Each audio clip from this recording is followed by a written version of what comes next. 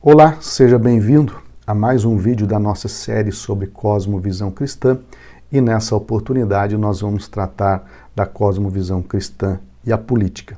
Fique comigo nos próximos minutos, nós vamos abordar essa temática. A esfera pública, por um longo tempo, principalmente aqui no Brasil, acabou sendo dominada por pessoas que possuíam uma cosmovisão diferente de uma cosmovisão cristã. Infelizmente, a igreja, os cristãos, por um longo tempo, ignoraram a política, achando que ela se tratava de um campo no qual o cristão não deveria se envolver. Esse é um engano, um equívoco muito grave, porque nós fomos ao longo do tempo deixando que a esfera política fosse dominada por pessoas que não temessem a Deus e, em muitos casos, por pessoas que nutrem um antagonismo exacerbado em relação à cosmovisão cristã. Diante desse fato, nós devemos pensar de que maneira que o cristão deve agir, interagir e exercer os seus direitos de maneira direta e indireta na esfera política. O cristão jamais ele deve ignorar as decisões políticas, porque as decisões políticas afetam a nossa vida de maneira direta e indireta. Diante disso, nós, como cristãos, devemos compreender que temos um papel relevante nas discussões políticas, seja desde a nossa participação em associação de pais, em associação de moradores, até como ocupando cargos no legislativo, no executivo e assim por diante. O cristão, ele não deve jamais se furtar da sua responsabilidade de compreender aquilo que está acontecendo na esfera política e tomar decisões, fazer suas escolhas a partir de uma cosmovisão cristã. Nessa oportunidade, nós vamos tratar de alguns aspectos bem específicos sobre o assunto para nós compreendermos de que modo que o cristão ele pode e deve lidar com as questões políticas do nosso tempo.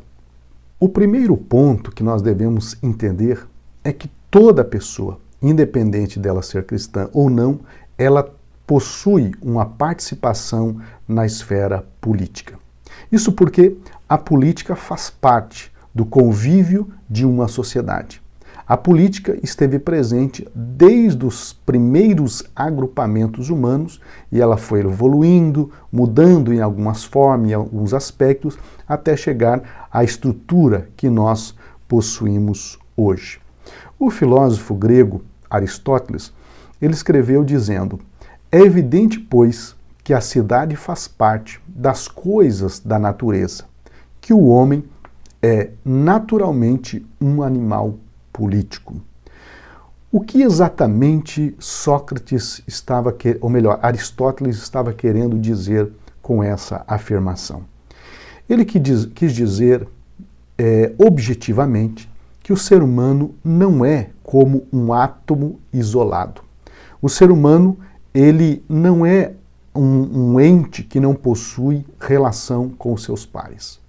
Pelo fato do ser humano ser um ente que possui relação com seus pares, essas relações são estabelecidas a partir de direitos, de deveres e assim por diante. Ou seja, estabelece-se então relações públicas, estabelece-se então relações políticas. Então, o que se propõe a partir dessa colocação do Aristóteles é que o homem só existe dentro de um campo de relações humanas que o constituem e permite seu desenvolvimento, florescimento e transformação. Isso é bastante interessante porque o desenvolvimento da humanidade, o florescimento da humanidade e a própria transformação, seja ela individual ou coletiva, ela acontece a partir das relações que nós estabelecemos com os nossos pares. E essas relações, elas são estabelecidas em decorrência dos interesses dos indivíduos ou grupos, das necessidades individuais ou de grupo e das vantagens, sejam elas individuais ou grupos, que são possíveis pelo fato de o ser humano ser um ente que pensa e raciocina. Então, a palavra política, em termos sociológicos, ela significa o processo social através do qual o poder coletivo é gerado, organizado, distribuído e usado nos sistemas sociais. Então, observe que a política, ela surge de uma necessidade, né, de que os membros de uma determinada sociedade decidam em conjunto qual é o melhor para a vida coletiva.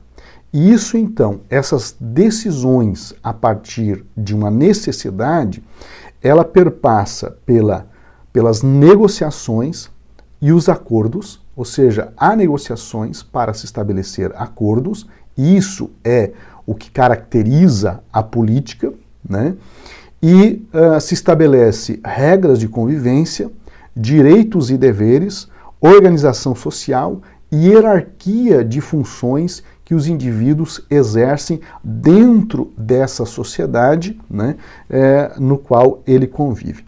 Então, tudo isso, né, essas negociações, esses acordos, essas regras de convivência, esses direitos, esses deveres, tudo isso reflete as cosmovisões dos membros de uma sociedade. Isso porque todos os seres humanos que participam, né, da vida social, eles agem a partir de uma cosmovisão, ou seja, eles possuem suas crenças fundamentais, nas quais essas crenças fundamentais são responsáveis pelo modo como eles enxergam o mundo, pelo modo como eles enxergam a sociedade, pelo modo como eles enxergam as relações humanas. E é interessante porque em algumas sociedades mais homogêneas em relação às cosmovisões, há uma certa homogeneidade em relação aos próprios acordos, aos próprios direitos, deveres e assim por diante. Numa sociedade como a brasileira, por exemplo, na qual há uma pluralidade de cosmovisões, é evidente que esses acordos, essas negociações, o estabelecimento das regras de convivência, estará sujeita a um debate político muito mais amplo, muito mais profundo, porque nós estamos falando de inúmeras cosmovisões que precisam chegar a acordos razoáveis, né, sobre regras, sobre moralidades, sobre éticas, sobre direitos, sobre a organização social, sobre as diretrizes educacionais e por aí vai. E aí é que entra o papel do cristão de exercer o seu direito político, de dar a sua opinião, de participar do debate público para que a sua voz seja ouvida e os seus interesses sejam atendidos. Não há nada de errado com isso. Isso se chama participação na esfera política, que é um direito de qualquer cidadão. Então, qualquer cidadão pode participar, expor as suas razões, né, a partir dos fundamentos da sua cosmovisão, e aí os acordos vão ser determinados a partir, então, das negociações. Então, os seres humanos, eles participam da vida social, eles agem, eles decidem a partir de uma cosmovisão, e o modo como eles avaliam os argumentos de seus oponentes e também constroem os seus próprios argumentos, se fundamentam, portanto, em suas crenças, ou seja, no modo como eles enxergam o mundo. E aqui há um ponto muito interessante. A arena política, a esfera política, ela não é neutra em relação a cosmovisões. Por mais que nós venhamos falar de um Estado laico, isso não significa que o Estado seja arreligioso, ou seja, os membros, os agentes, os que participam das decisões políticas desse Estado, eles são orientados por uma cosmovisão. E isso não tem nada de errado, porque essa diversidade de cosmovisões vai buscar um acordo, né, para que os rumos do Estado sejam o melhor para todos. Então, quanto maior a participação de um determinado grupo político, né, que possui uma cosmovisão, maior chance será de que aquilo que ele pensa seja, digamos, a base norteadora para as decisões políticas. Por esse motivo é importante que o cristão participe das discussões públicas para expor as suas razões e também poder, juntamente com os demais, decidir sobre o futuro da nação. Então, observe bem, a esfera política é um espaço para a participação de todos os indivíduos, desde que haja a questão do respeito mútuo, mas é um espaço aberto para a participação de todas as pessoas. Um segundo aspecto muito importante relacionado à discussão política é a distinção necessária entre o Estado e o governo. O Estado é toda a sociedade política, incluindo o governo. O governo é principalmente identificado pelo grupo político que está no comando de um Estado. O Estado possui as funções executiva, legislativa e judiciária. O governo, dentro da função executiva, se ocupa em gerir os interesses sociais e econômicos da sociedade e, de acordo com sua orientação ideológica, estabelece níveis maiores ou menores de intervenção. Então, de acordo com as Escrituras Sagradas, a instituição dos governos é divina. O próprio Deus, quando o povo de Israel estava indo em direção à Terra Prometida, peregrinando pelo deserto, nós vemos quando Deus orienta em Deuteronômio 16, 18 ao 19, dizendo: juízes e oficiais porás em todas as tuas cidades que o Senhor Deus te dá, segundo as tuas tribos, para que julguem o povo com justiça.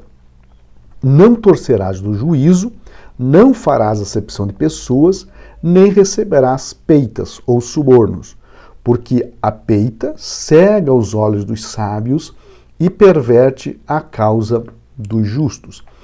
Então, se nós olharmos para o Antigo Testamento, por exemplo, lá no primeiro livro de Samuel, nós vamos encontrar o relato bíblico quando Israel pediu a Deus um rei. E Deus atende ao pedido do povo, né, e ordena para que o profeta Samuel, então, ungisse um rei. E Samuel, então, unge Saul como o rei de Israel. Esse período, ele passa, então, de um governo teocrático, do governo divino, para um governo monárquico, onde a liderança, o governo, era exercido pelo rei. Então, essa alteração, ela trouxe consigo algumas mudanças, né? Porque a Bíblia mesmo, ela vai estabelecer lá em Deuteronômio 17, do 14 ao 20, e depois 1 Samuel 8 e 11, quais seriam os deveres e os direitos de um rei. E quando nós olhamos para esses textos e para outros mais, né, nós vamos perceber que no decorrer da monarquia de Israel, né, nós percebemos que cada rei ele passou a agir de maneira diferente quando ascendia ao trono. Quando ele chegava ao trono, você percebe que havia uma mudança no modo como ele conduzia a nação de Israel. Você vai perceber isso, por exemplo, no período da monarquia unificada, que foi do período que vai de Saul, Davi até Salomão. Você percebe que esses três reis possuem perfis de governabilidade diferentes uns dos outros. Por quê? Porque o exercício do governo, e aqui nós estamos falando do governo, da pessoa que lidera, dos seus ministros, né, é reflexo das suas crenças e valores morais e espirituais. Então o Estado, ele é em si, né, aquilo que nós falamos anteriormente, é toda a sociedade política. Então o Estado ele é composto de funções executivas, legislativas, judiciários e por aí vai. Quando nós falamos de governo, o governo é aquele que exerce a função executiva, é aquele que administra o Estado e pode, de alguma maneira, colocar, né, propor algumas mudanças e até definir alguns métodos de governo.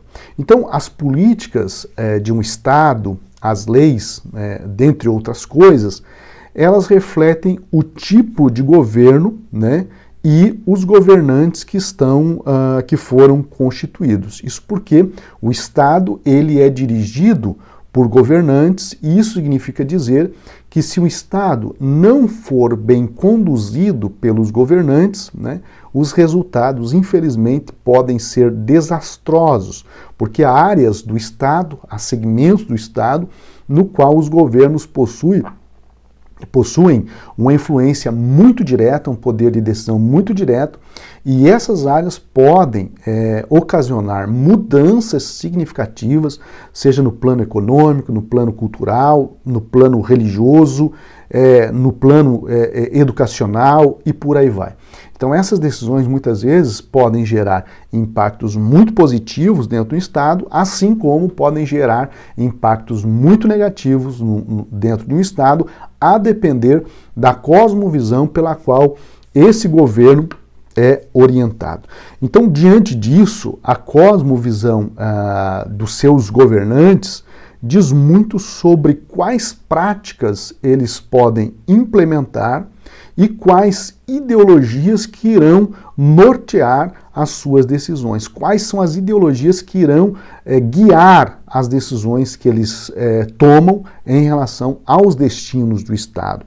Então, isso, diante dessa realidade, desse quadro, nós devemos ter em mente que os cristãos devem fazer a escolha, né, de seus governantes orientados por uma cosmovisão cristã.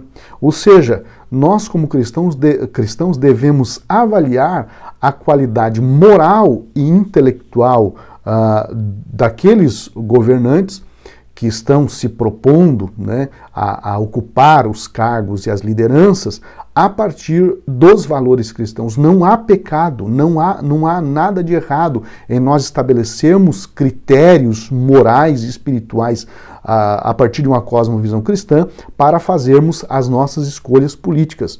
Ou seja, diante disso, eu e você, como cristãos, temos responsabilidades para com os destinos da nossa nação, do nosso estado, da nossa cidade, das nossas escolas, do nosso bairro e assim por diante. Por esse motivo, nós como cristãos devemos, ao fazer nossas escolhas políticas, ao votar em alguma liderança política, comparar o comportamento, as propostas, né, desse candidato com a cosmovisão cristã, com as nossas crenças e com os nossos valores.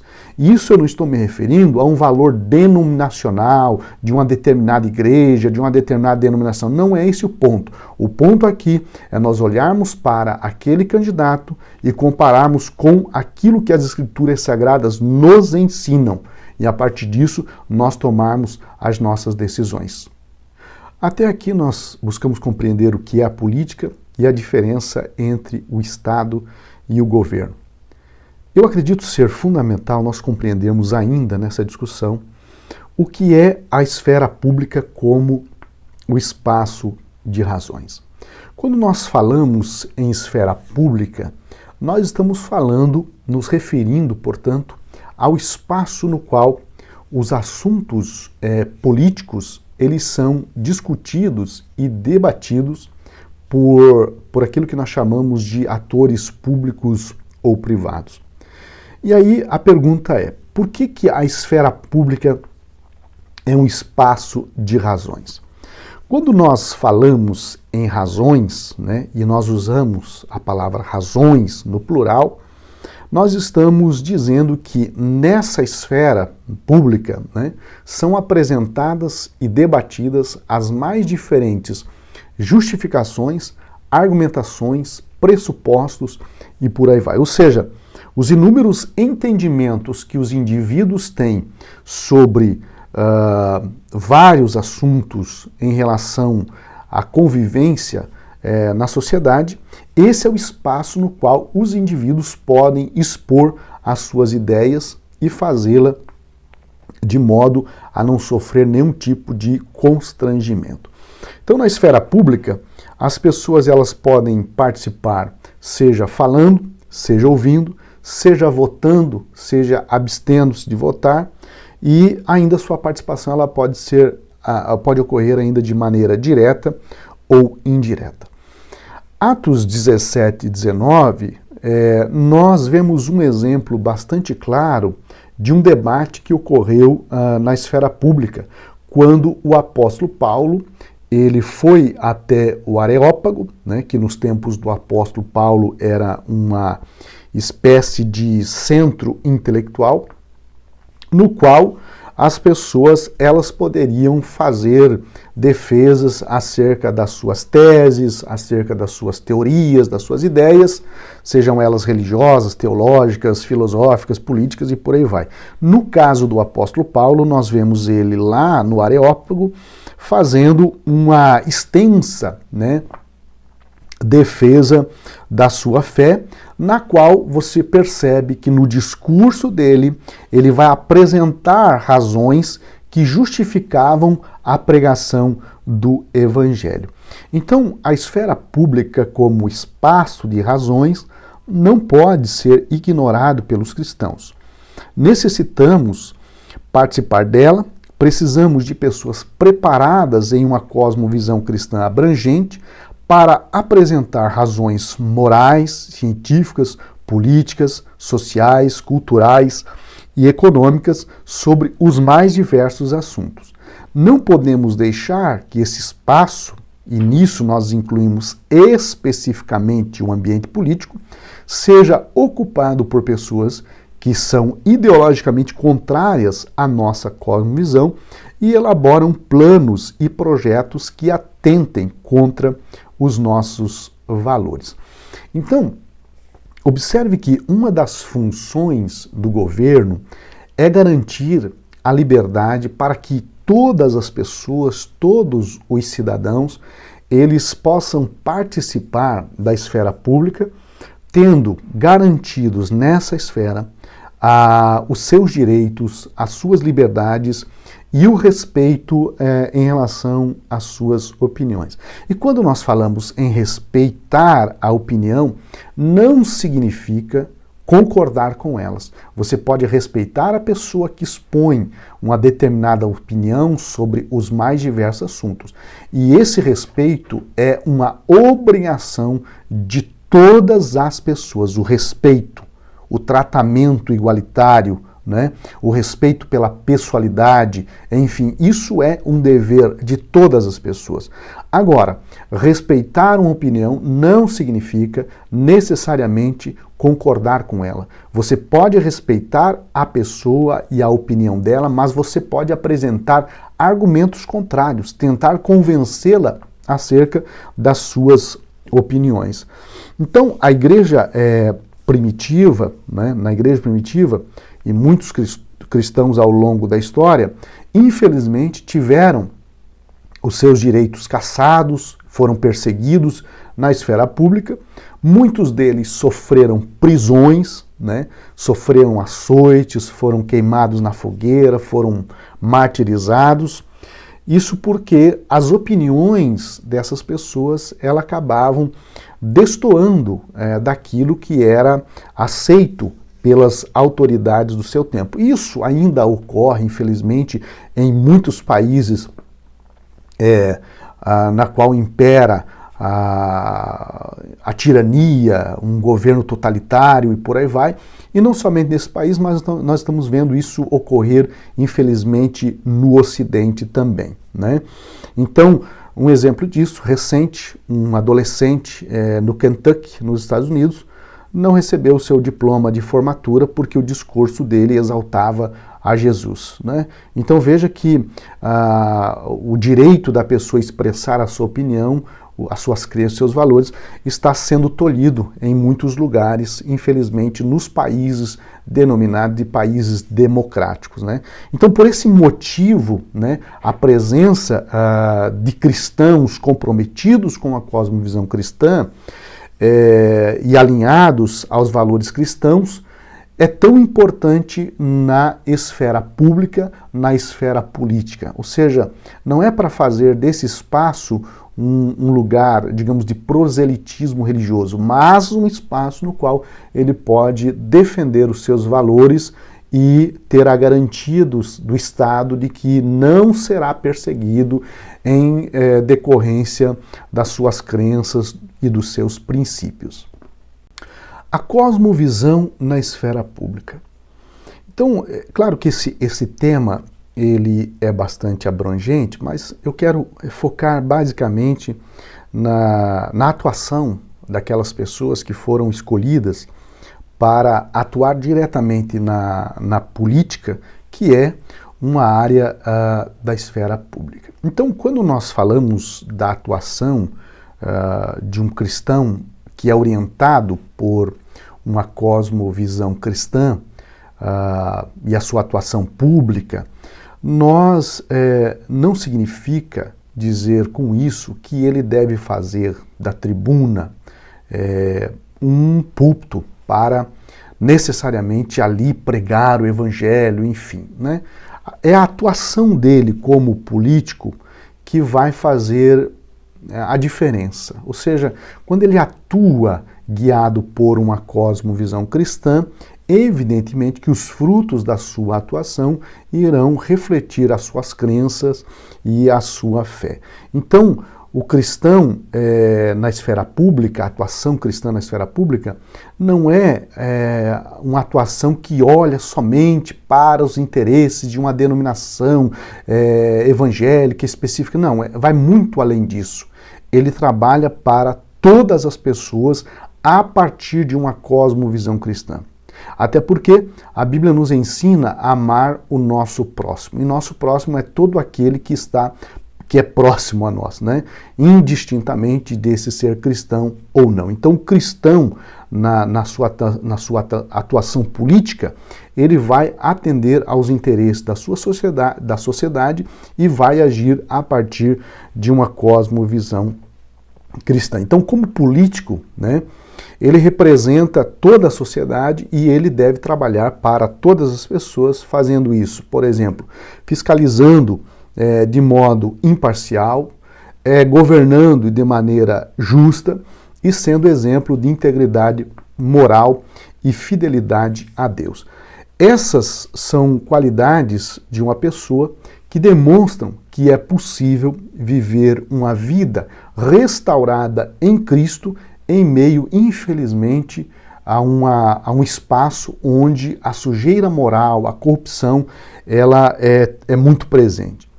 E que o político cristão ele possa, né, ser um referencial no qual as pessoas à sua volta possam ver nele aquilo que viram em Daniel. Ou seja, um homem que tem o Espírito dos deuses santos, se achou nele luz, inteligência e sabedoria como a sabedoria dos deuses, né?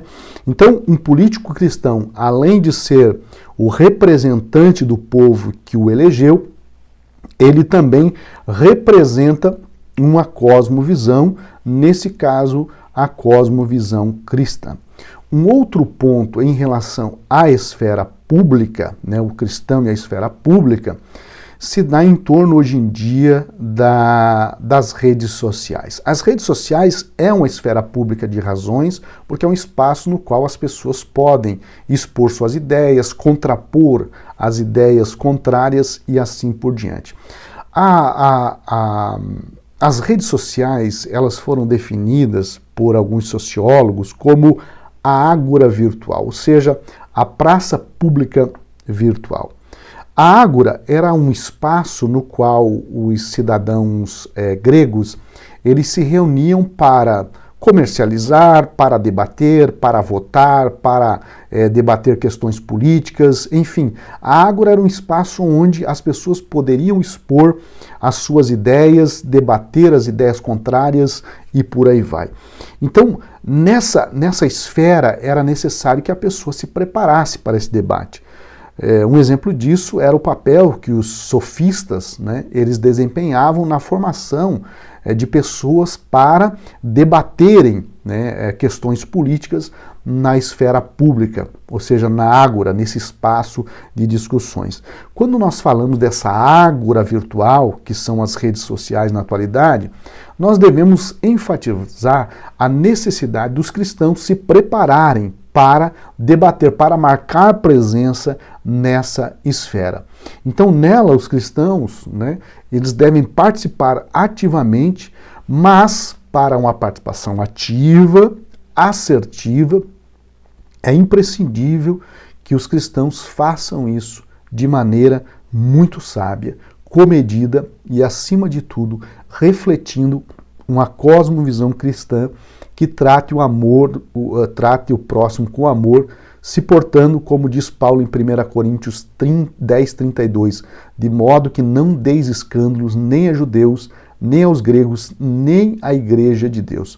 Então, se os cristãos participarem dos debates públicos nas redes sociais e outros meios de informação, nós entendemos que é imprescindível, é necessário, né, que ele se prepare para isso. Por quê? Porque esse espaço ele é importante para nós expormos a nossa cosmovisão cristã, né? E ele também é uma ferramenta para a expansão da cosmovisão cristã em nossa sociedade. Mais uma vez, para essa participação ela realmente expandir uma cosmovisão cristã, é importante que o cristão se prepare para isso, né? Compreenda aquilo que está sendo discutido e emita opiniões que possam levar as pessoas a refletirem. Por quê? Porque um posicionamento assertivo e convincente, ele vai depender do grau de compreensão e a convicção que nós temos sobre os assuntos que ali são debatidos.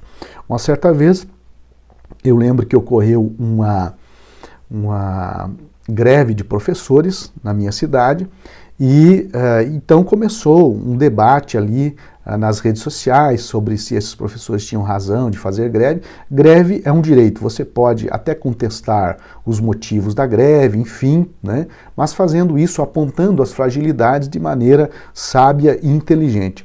E eu lembro que havia uma pessoa, uma liderança evangélica, que infelizmente foi em uma rede social e escreveu um longo texto chamando os professores de um bando de vagabundos, desocupados, e ele sendo uma liderança religiosa e que na sua própria igreja havia pessoas que eram professores, né?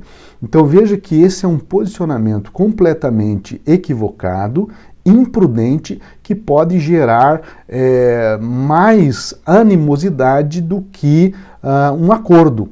Então veja que quando nós vamos nos posicionar, nós temos que saber de quais as palavras que nós vamos utilizar nesse espaço público de razões, no sentido de convencer o outro de que o posicionamento dele pode estar errado. Então, é para isso que nós precisamos compreender que esse espaço de razões não é um espaço para você dizer tudo e qualquer coisa que lhe vem à mente, mas é um espaço no qual você pode expor suas razões de maneira sábia, de maneira prudente, sem ser agressivo e sem ser, evidentemente, mal educado, como foi nesse caso.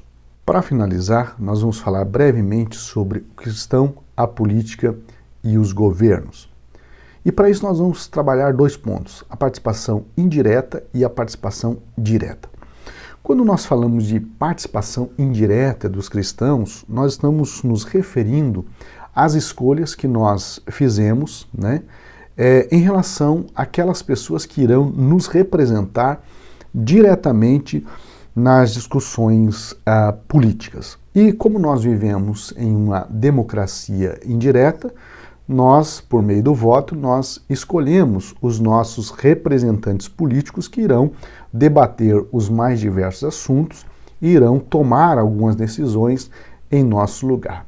Então, um primeiro ponto importantíssimo que nós devemos levar em consideração é relacionado aos critérios que nós utilizamos para as escolhas políticas que nós fazemos, né?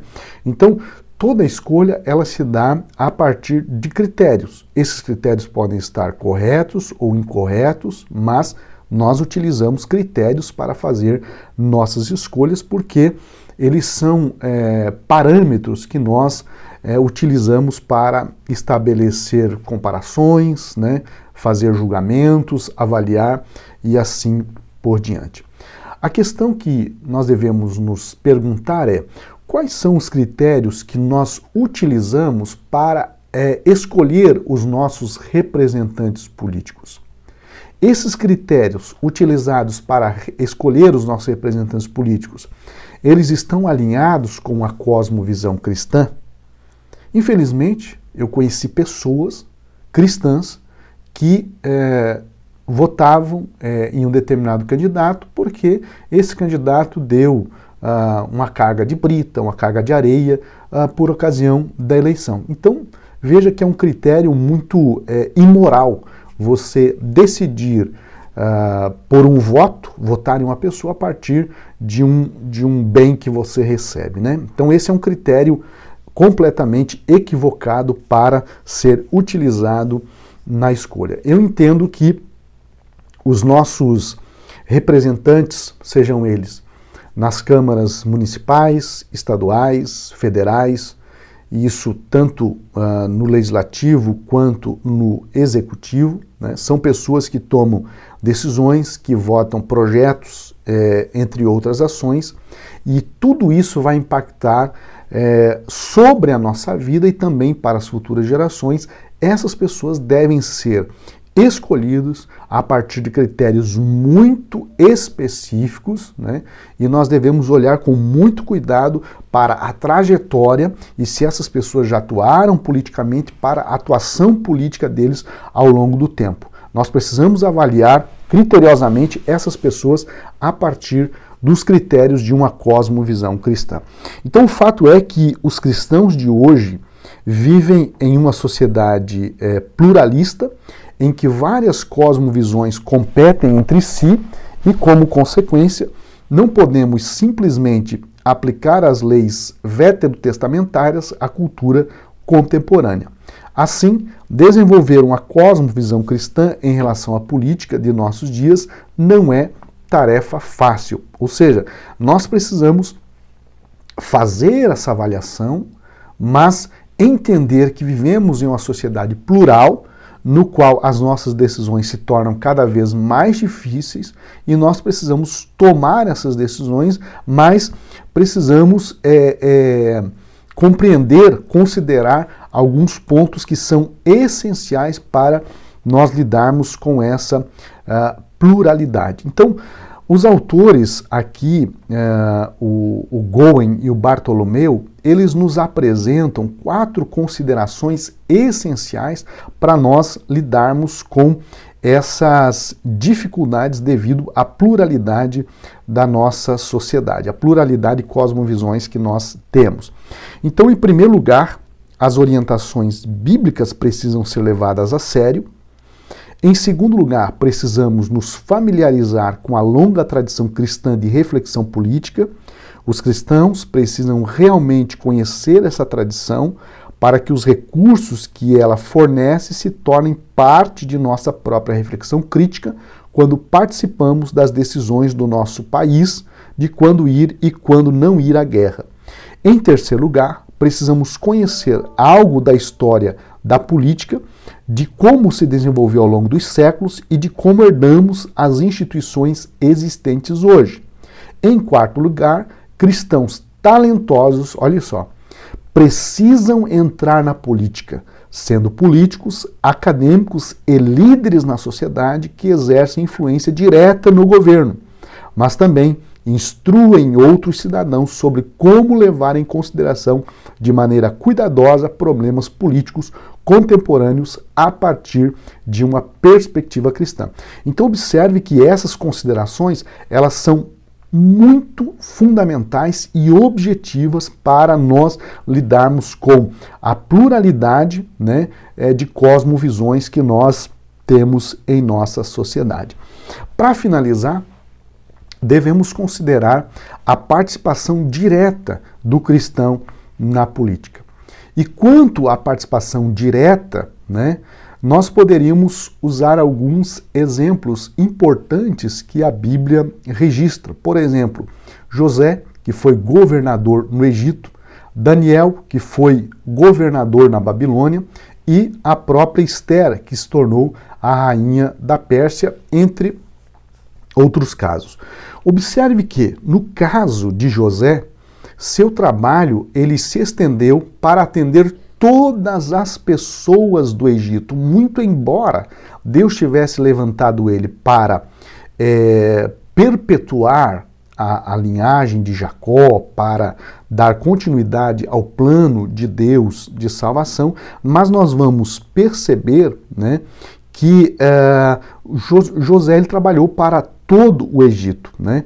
E não apenas do Egito, mas o trabalho dele teve um impacto também para outras nações, né, que precisavam de alimentos. Então a gente vê que o trabalho dele era muito amplo, embutido evidentemente nessa missão de governador, estava os planos de Deus que visavam então salvar a descendência de Israel. Isso fica muito claro quando ele fala aos seus irmãos que o haviam vendido.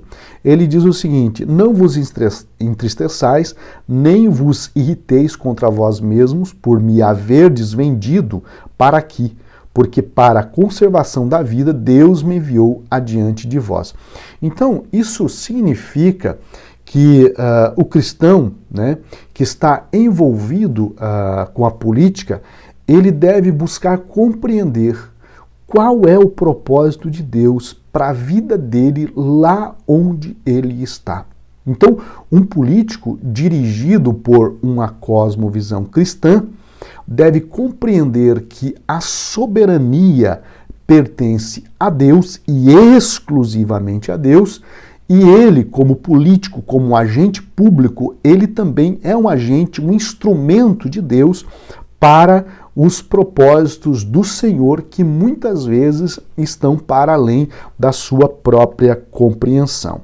O exemplo da rainha Esther demonstra também a importância, olhe só, de se ter representantes políticos comprometidos com os valores divinos, porque no caso de Esther, a gente vê que o maligno Amã, ele tinha um plano, ele arquitetou um plano de destruir com toda a descendência, com todos os judeus da Pérsia. O plano dele era erradicar todos os judeus do Império Persa. Então, esse plano maligno de Naamã só foi, digamos, interferido ou destruído porque Esther estava lá e não apenas estava fazendo parte da corte, mas ela também exercia uma influência política e ela pôde então se posicionar diante do rei Assuero, pedindo clemência pelo seu povo. Então veja que há casos em que o exercício do governo, né, por alguém comprometido com a cosmovisão cristã, pode impedir que cristãos sejam perseguidos, porque veja que Amã, ele fez tudo dentro da legalidade. A destruição que Amã havia arquitetado contra os judeus havia sido proveniente de um acordo que ele fez com o rei Assuero para que o rei Assuero assinasse um decreto para ele pôr em prática os seus planos malignos. Então veja que muitas vezes as perseguições, por mais que elas sejam imorais, elas ocorrem dentro da legalidade. E nós estamos vendo no nosso país algumas decisões do Ministério Público, de alguns órgãos do Estado e por influência de atores políticos, algumas decisões no sentido de perseguir aqueles que professam uma cosmovisão cristã, e essa perseguição ela está acontecendo dentro da legalidade. Ela é imoral, mas ela está acontecendo dentro da legalidade, ou seja, existem leis para amparar, infelizmente, alguns tipos de perseguições que estão acontecendo em nossa sociedade dita democrática. Por isso, a importância de nós termos políticos cristãos que exerçam liderança na política, no governo, para que essas leis não sejam aprovadas, porque nós, como cristãos, não queremos perseguição para nenhum grupo de pessoas, para nenhum segmento de pessoas. Nós queremos o convívio e a paz baseada no respeito um pelo outro. Então, esse é o ponto que nós devemos entender.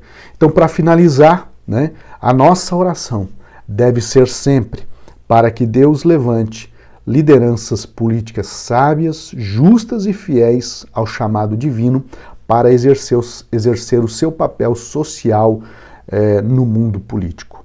A minha oração é para que Deus levante lideranças políticas em nosso país comprometidas com a cosmovisão cristã e com um temor profundo a Deus em seu coração, para que as suas decisões sejam sempre no sentido de honrar a Deus e refletirem uma sociedade cada vez, digamos, mais respeitada, uma sociedade cada vez mais solidária, no qual cada um tem o seu espaço, né, tem a sua voz, tem a sua vez, mas que sejam uma esfera na qual os direitos de um grupo não sejam retirados em detrimento dos interesses de outro grupo.